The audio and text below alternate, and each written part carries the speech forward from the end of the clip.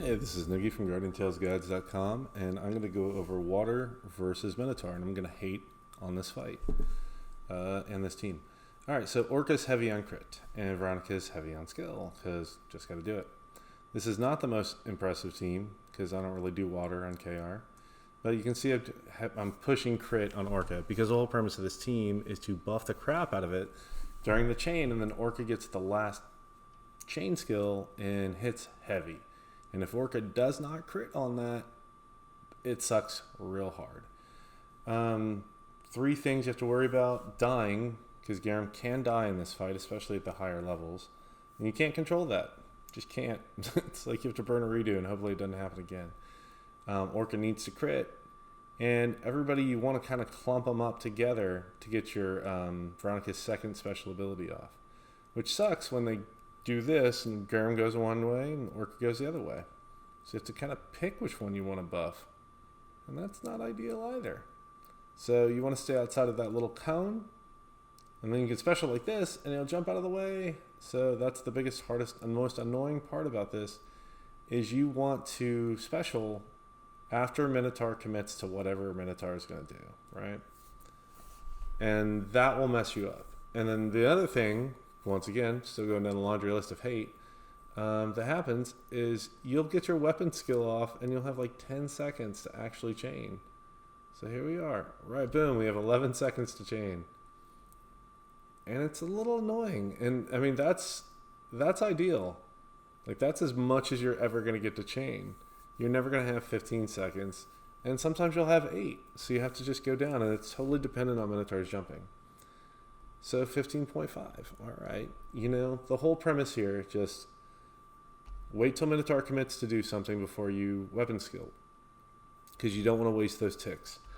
And then you have to make sure that as Orca's weapon skilling, you use your, as Orca's chaining, you use your weapon skill on Veronica.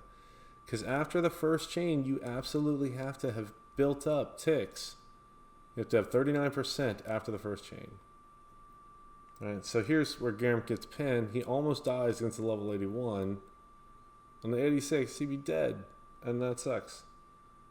So he jumps. They move in opposite directions, so you can't buff all of them at once.